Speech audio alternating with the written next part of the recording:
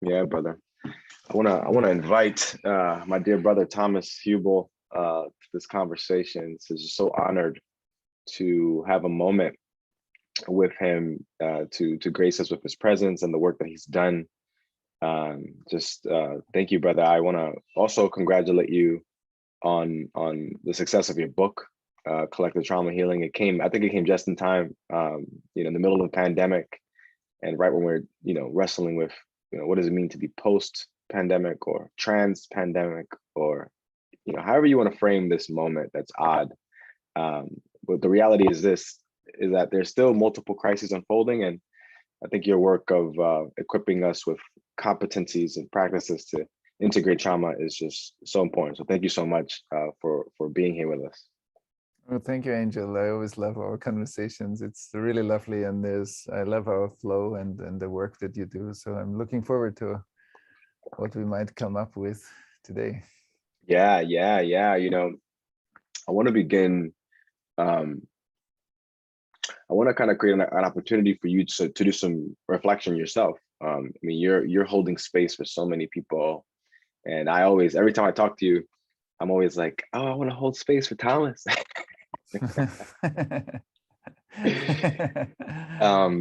a limited way, and knowing that when I hold space for you, I'm actually holding space for me, and I'm holding space for us. So I just wanted to begin by inviting you to reflect on the last couple of weeks, maybe months, and the spaces you've been holding, the insights you've been coming across, any breakthroughs, any patterns you're seeing. How does all that relate to where you're taking your work? So just give you an opportunity to reflect. Yeah, that's big.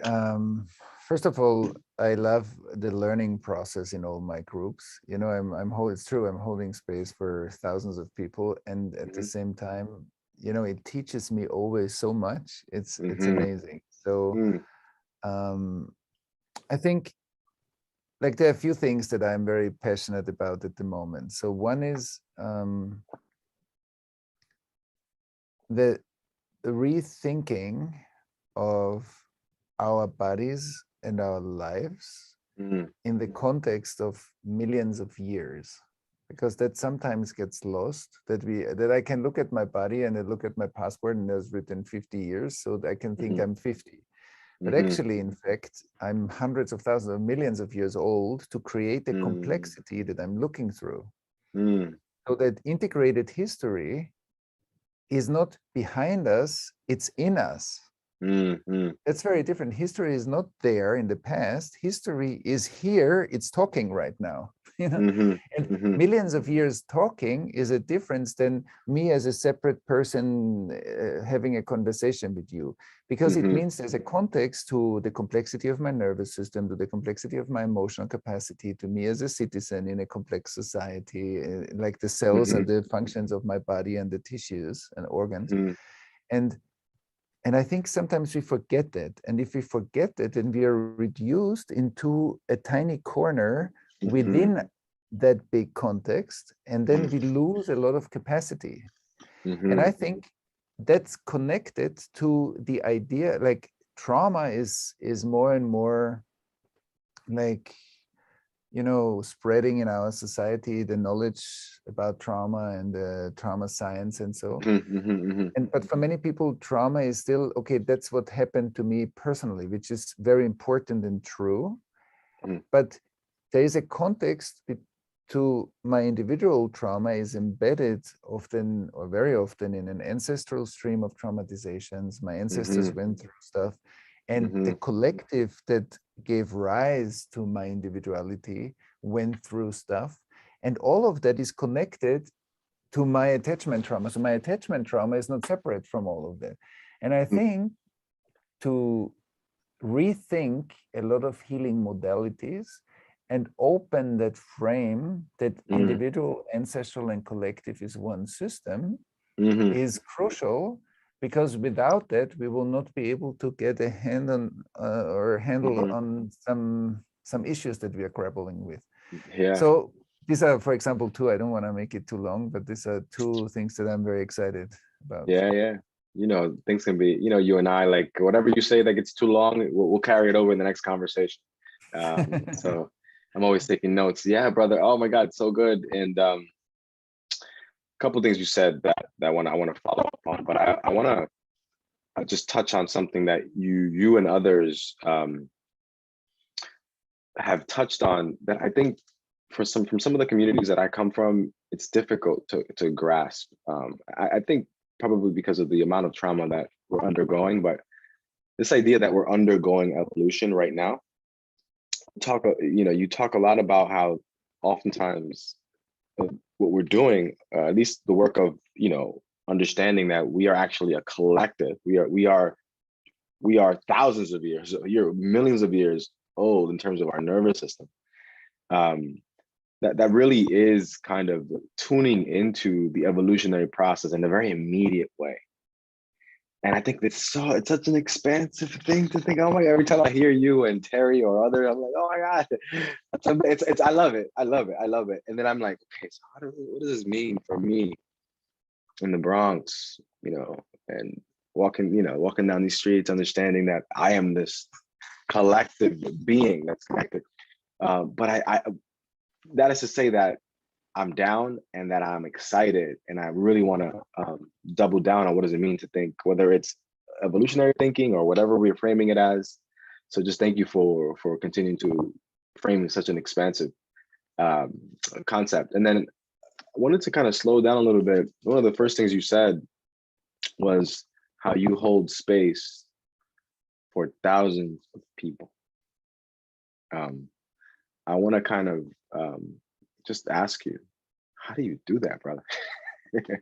How do you so you're holding space for thousands of people, and I know you have so many different offerings, and whatever offering, like what are you doing inside? What are you doing in the process to really sense into that collective? Any practices you can tease out of that to influence, to support us?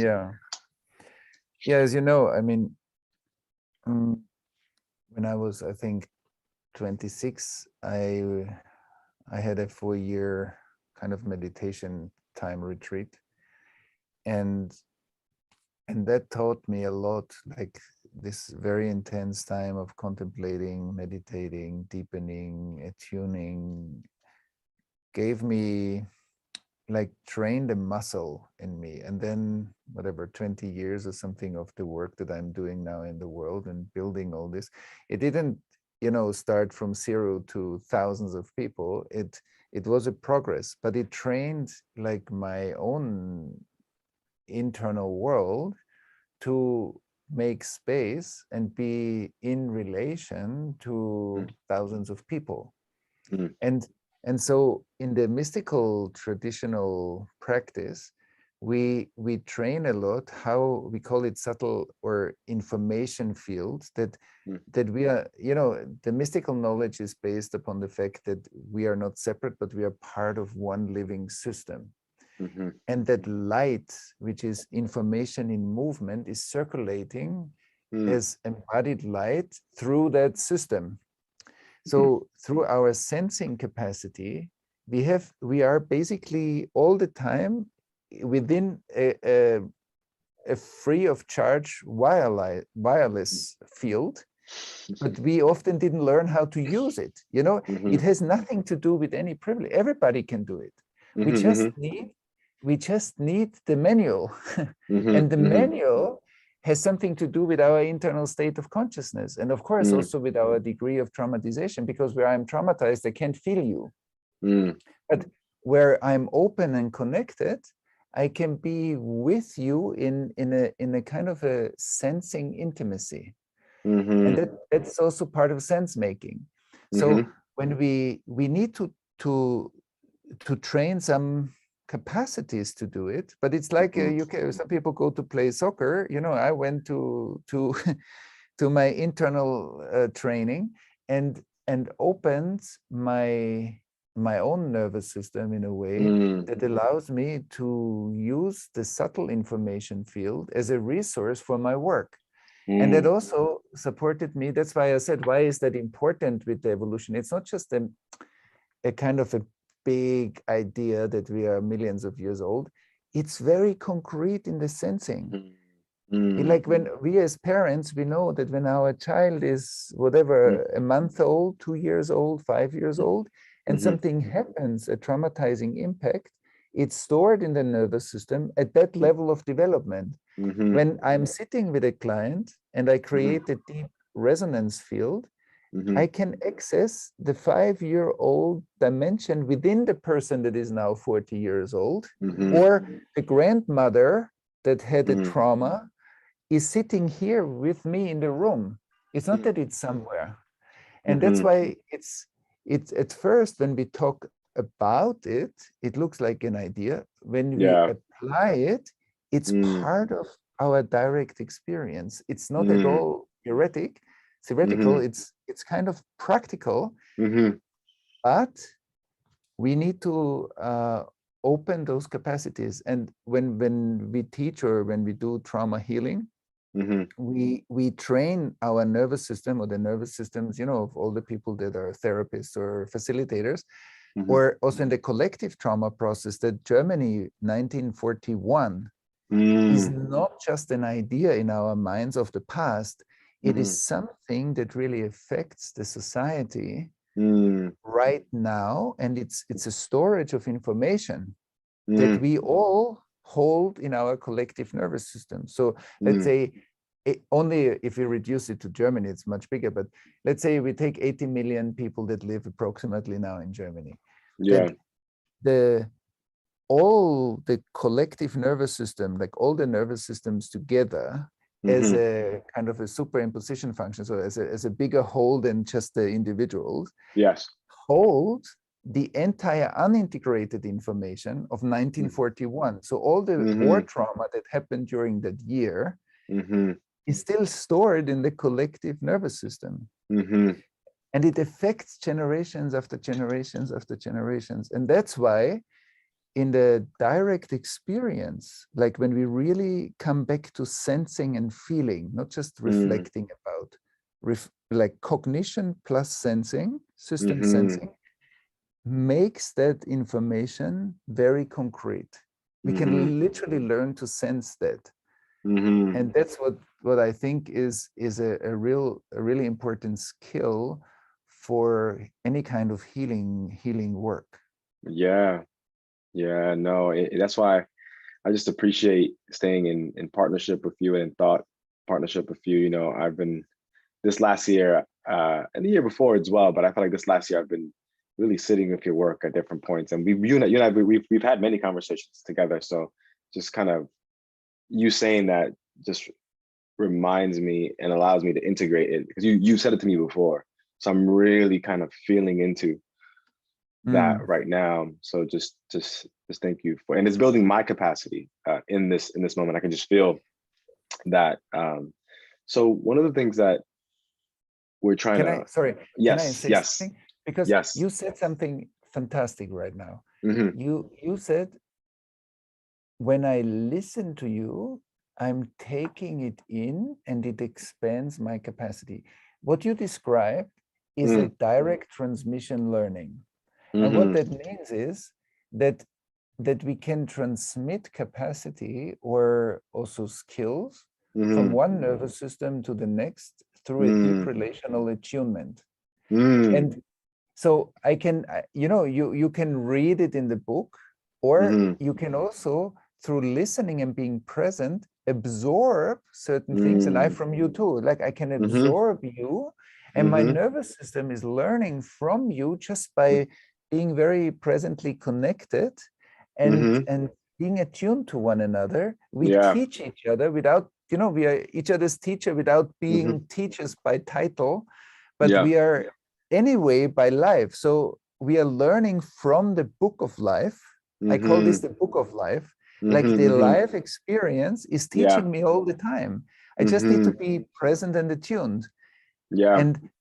And I want to highlight this because I think you said something, that relational learning is actually the key element of education. It's information that is cognitive, of course, but once it's embodied, it's much more powerful in its transmission as teachers in schools, everywhere, basically. Or at Yeah. universities, we are transmitting knowledge through our body, through our emotion, through our mind, through our spiritual connection, you know, because it's Yeah. Yeah. so And no, yeah. And I'm just really slowing down inside, thinking about all the conversations we've had this year and the talks that I've heard you give. And I remember, because I'm hearing you say relational learning, and it's resonating with my understanding of what are some of the most powerful ways to learn, and also, you know, learning theories. Lately, I've been reading a lot about the learning theories. And then you in a recent conversation, you said, you talked about, very briefly talked about post-traumatic learning. You know, post-traumatic, and I was like, my ears perked up, because, you know, I've read and come across and engaged post-traumatic growth, you know, that concept that's been emerging. But could you maybe talk a little bit about that? Like, what is the relationship between post-traumatic learning and relational learning? Are they the same? Are they different? They may be connected. Right. If integrated history is what's looking now at you, and what's looking in you at me, then unintegrated history is the past. Why? Because it's split of information that either is missing in what I'm seeing now in you. It's my absence, because trauma creates two things: hyperactivation and residues, and absence. So it's like a black spot. When I look at you, one part of your chest I can't see, and my brain photoshops your chest together, like, and makes it again one nice chest. But there are parts of information that are simply, they don't appear in my consciousness, because my perception can grasp it. So I see you, but in a reduced form. Wherever I'm traumatized, Angel gets smaller. And wherever you are traumatized, Thomas gets reduced. It's like reduced files, you know, files with missing information. Yeah. And that creates individual, societal, relational issues. And but the other side is, when I look at you and suddenly I'm afraid of you, my fear has nothing to do with you. I'm angry at you, but then stuff comes up because you're my friend, but suddenly I feel something that might be informed by my past and overshadows you. And then I don't see you clearly either. So absence and this kind of movies on top of the movie, they're reducing our relational capacity. So that's unintegrated information that creates chunks of past. But of course, like, if you look at the history of slavery and all the information that has been split off in very difficult life circumstances and been parked in a way, held in the collective unconscious, is affecting life through absence and hyperactivation all the time. And now we need to be very present and relational, because that's the remedy. And going together through the processes that are needed, even if they're difficult, but we are committed to each other in the healing. We are like brothers in the healing. And even if it gets difficult, we are still there. We're committed to that. And the other part is that so this is unintegrated experience, but in the experience, there's a drop of developmental information that hasn't been integrated into the whole. So now, if we together, or I in my individual therapy, you in your therapy, we together, or we in collectives, in large-scale events, integrate information. What does it mean? Split of information finds a way back into the integration of the complexity of the nervous system and enriches the grown-up perspective, the maturity. So the information that was split off holds a pearl of learning that when it's being reintegrated, what happens? The denial drops away, which brings up life energy, because I need energy to suppress that. The energy that was suppressed comes back into the system. These are 200% of more life energy. The one that was frozen, the one that's needed to keep it frozen. And in there is a developmental process. So let's say I was traumatized at age 5 or 3. And my development did something at that time. But because I had a violent parent, because something happened, because I have been neglected, because whatever, I froze part of myself because I was so scared. And then in that fear, there is still the developmental energy of a 3-year-old that couldn't make it into the grown-up self. So it's hanging around in the permafrost and it can't go anywhere. So it's stuck in my body, it's tension in my body, it's stress in my body, it's stress in my relationship, because sometimes I answer to my wife like a 3-year-old and not like a 50-year-old guy. Me too. And or, you know, as parents, so then we get triggered and then we think, oh, now she is really difficult. But what I'm saying is I have a difficult time with her. and so then, but once I managed to melt the ice, go through the fear, integrate the fear, the developmental 3-year-old energy can make it back into my central nervous system flow and adds itself and energizes my neocortex, energizes my life. And I become more grown up, I become a bit wiser, my perspective opens up more, I become more inclusive, I become more related, I become more compassionate and loving. I have more space. Why? Because I'm also more relaxed. And the energy that comes back in is always a learning. And that's true for individuals. But I think every collectively traumatized culture has a lot of developmental pearls. Many democracies badly need all the energy that's frozen in the collective unconscious in order to strengthen the democratic principle in the world, because it will add to our maturity as democracies in order to face the anti-democratic, which is the shadow aspect that is bound in the collective trauma, forces. So the fragmenting forces of democracies are actually symptoms of collectively unintegrated material. Interesting. And that really endangers the way we live together as societies. But we don't have to, because we can either wait for the crisis that it creates anyway, or we can voluntarily, you know, look at it through conscious approaches and through a willingness to turn towards that seed past. Yeah, major.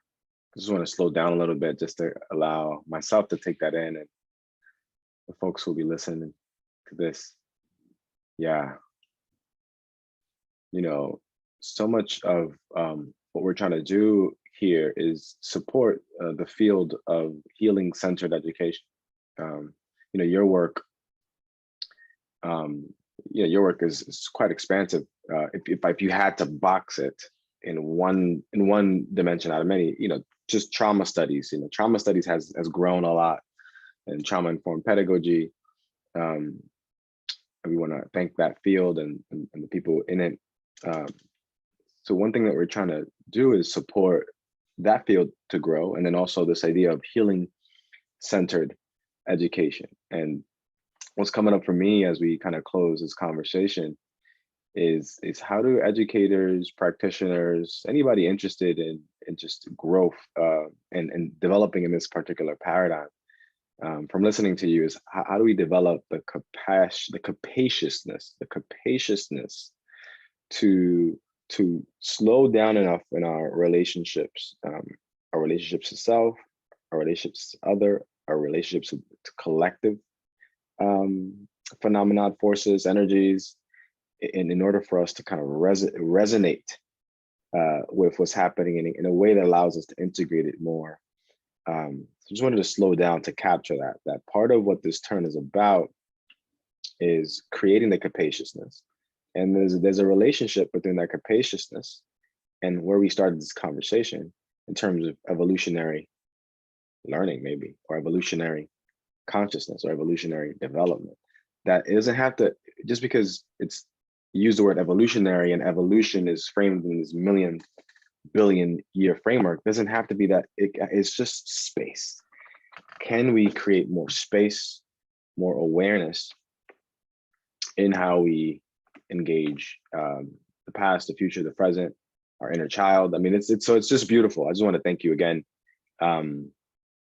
for that, and it's given me again, we continue to mirror each other and learn this relational learning. that you and I engage in is really powerful. Wanted to ask one more question and then maybe invite you into facilitating a practice for us. Mhm.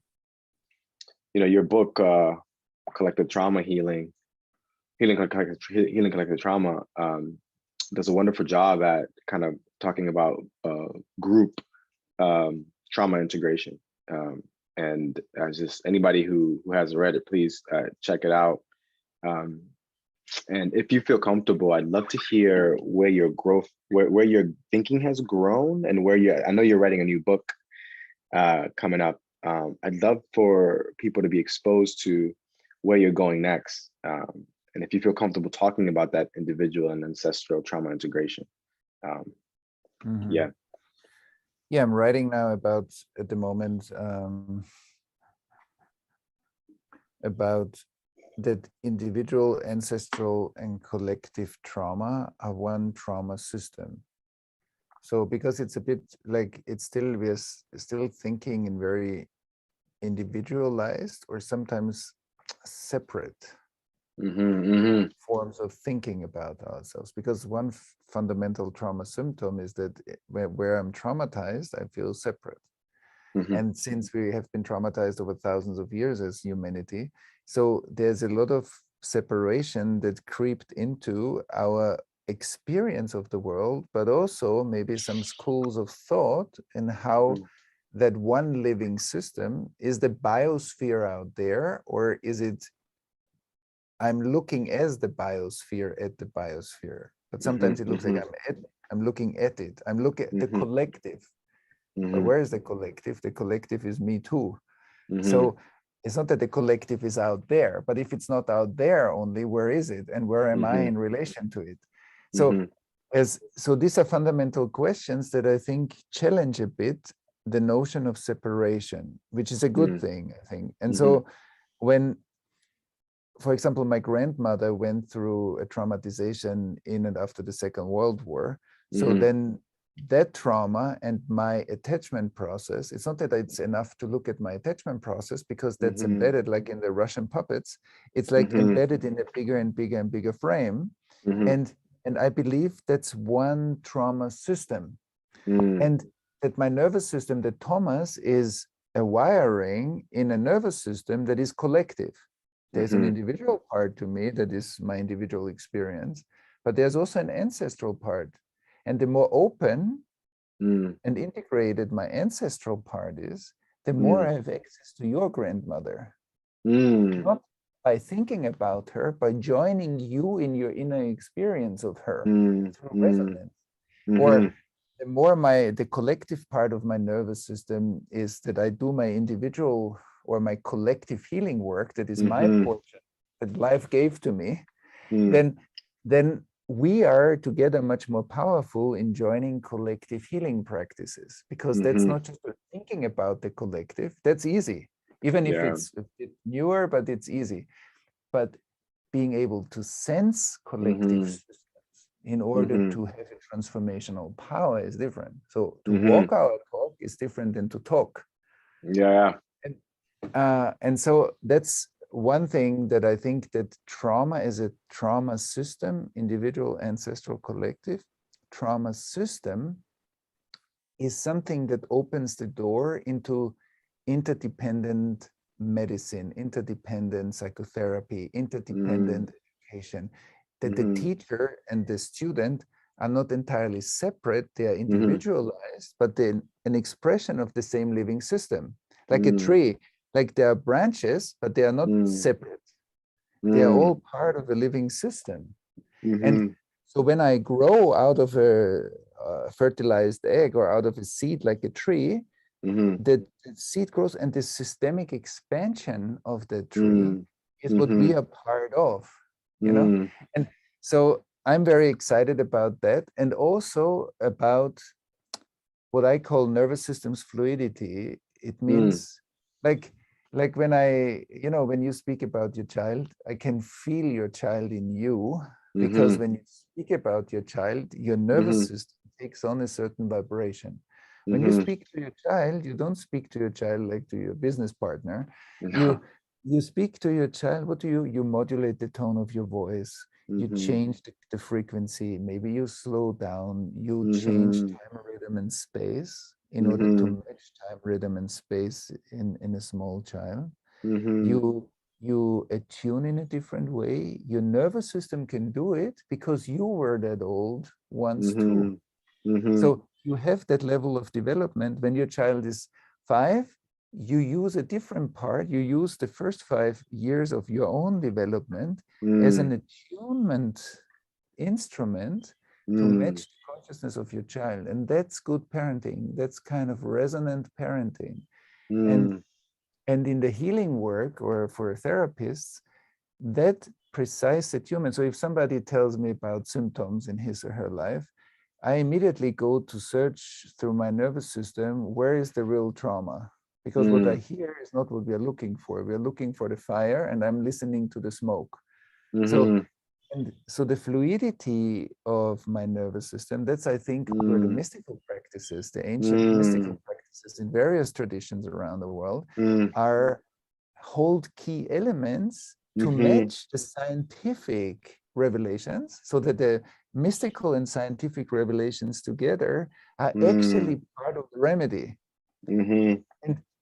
And so this is another part. So how we can make use of, contemplative science, let's call it like this, thousands of years old, and science that brings amazing contributions, neuroscience, trauma science, new medical science, social sciences, and how to bring them together into a capacity building that, for example, what you said before, can we slow down? What do we change time, rhythm, and space in order to match a certain quality in your outside experience, in order to be able to take it in and embody it. That in itself is worth a whole book.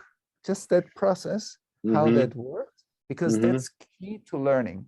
If a teacher speaks here, but the kids are here, it's a very unfortunate match. But if a teacher transmits the information, is still a grown-up, because when you sit with your child, you're still, Angel, a grown-up man, but you also connected to the time, rhythm, space, so you can mediate two perspectives.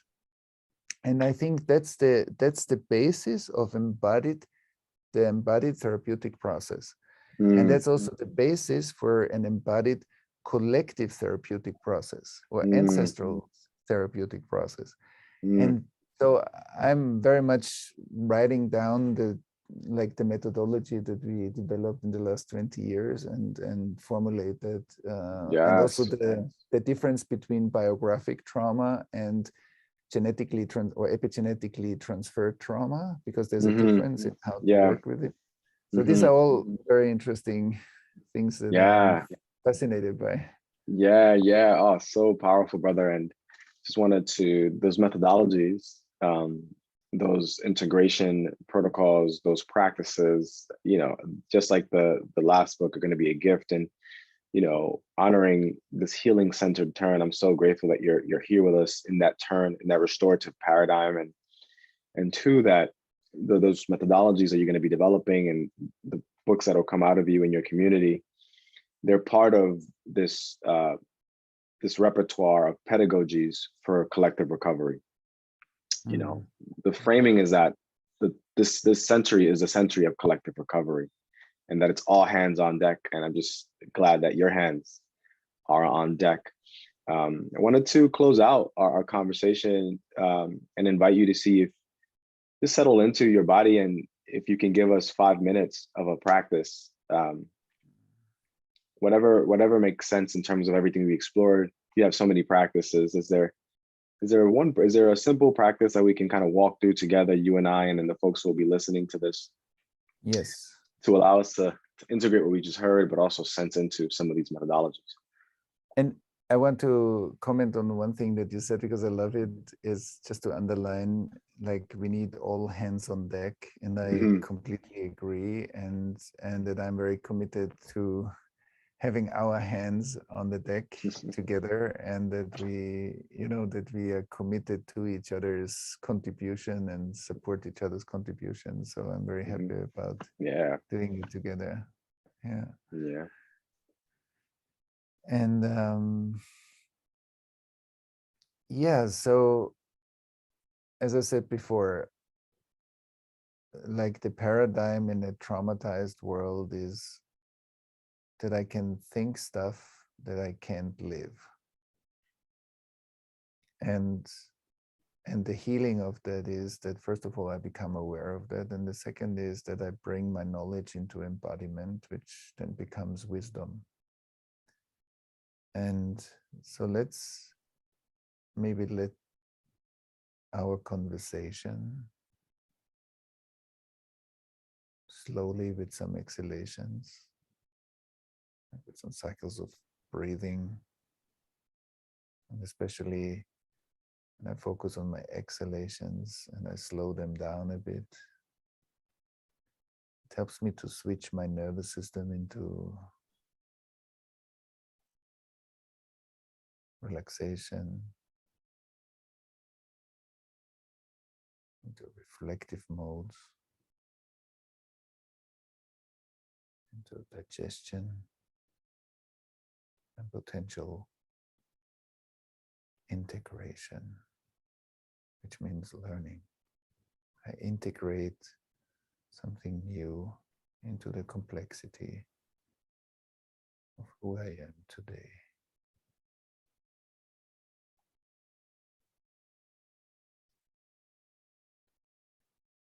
And with every exhalation, to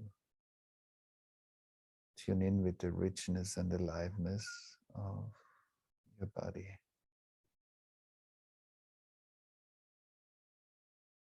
First, your body posture and the way you're sitting, of course.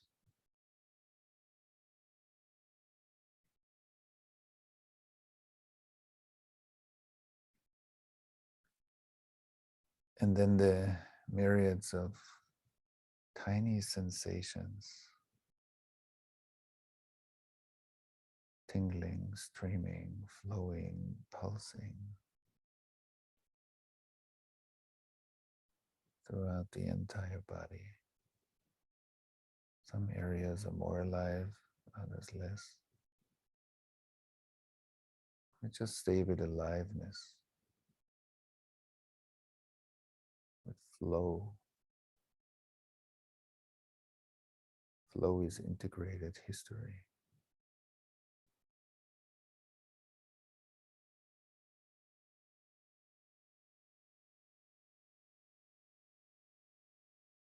Flow is all our ancestors standing in line, handing over their gifts to us. Flow is the light that is committed to live through all of our ancestors, through all the achievements, the learning, the hardship that has been integrated and healed in our ancestors and in ourselves.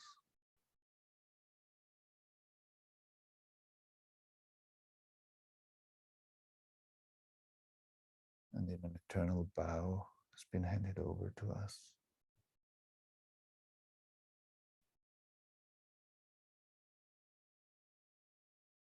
A biocomputer developed over hundreds of thousands of years has been handed over to us to handle it with care and love and develop it further.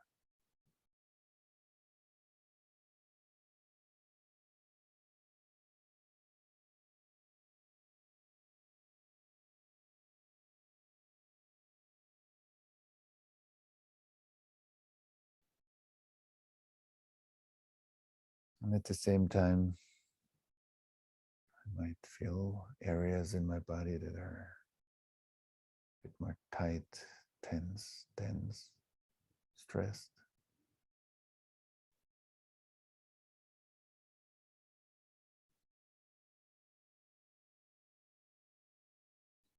And that has also been handed over to me.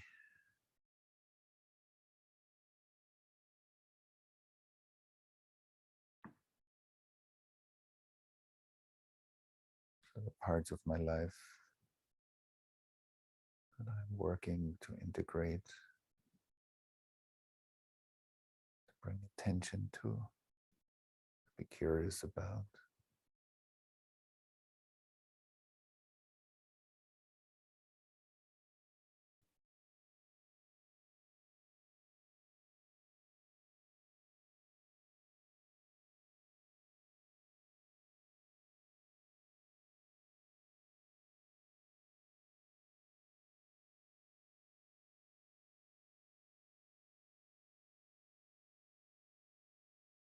And together they are the open parts that are held, or stressed parts are the soil of my life that receives the creative impulse of my soul and the lovemaking.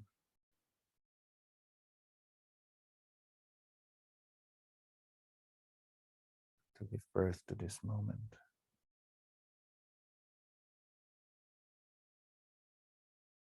To my passion, my intelligence, my purpose. Grounded in the soil of our ancestry is our purpose.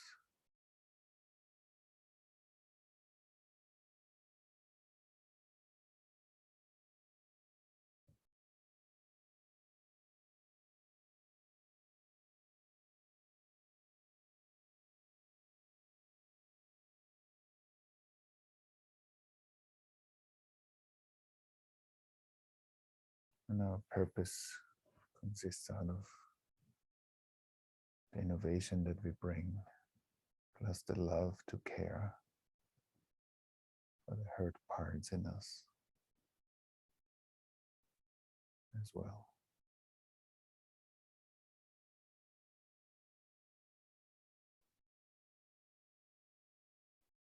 Mm.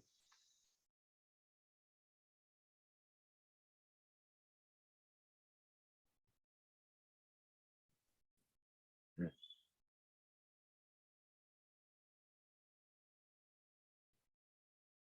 Yes, and then to take a couple of deeper breaths and to feel all of this moment, this present moment unfolding. And slowly open your eyes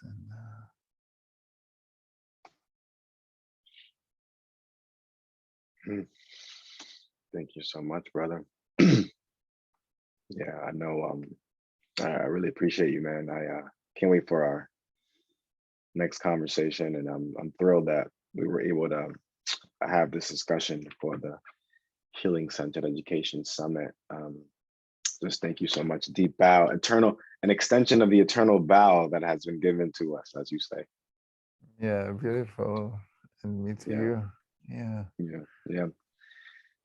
So I know that you have to transition soon, but that was wonderful. I figured, you and I freestyling is gonna it's gonna be good anyway. It's the best. The best, yeah. Yeah, Fantastic. so I was like, it'll be fine. So yeah, we'll add these to a list of different videos that'll be made available, and I'll send it to you once it's ready. And I'm just keep me in mind. I'll send you some voice notes for support, parenting stuff. But I know you have to go. But just thank you, brother. We'll be in touch. Okay. Yeah, thank you, Angel, and I wish you all the best for your parenting experience. I think it's an exciting time, even if it's sometimes exhausting, but it's a very powerful time. So I'm very happy for you. Congratulations and blessings for you as a family. And if you ever need something, or if anything happens health-wise, or anything that you need, let me know. I'm happy to support all of you. No, I'm gonna reach out. All right. You have a great rest of your day. Okay. Yes. Thank you. All right. Bye-bye. Bye.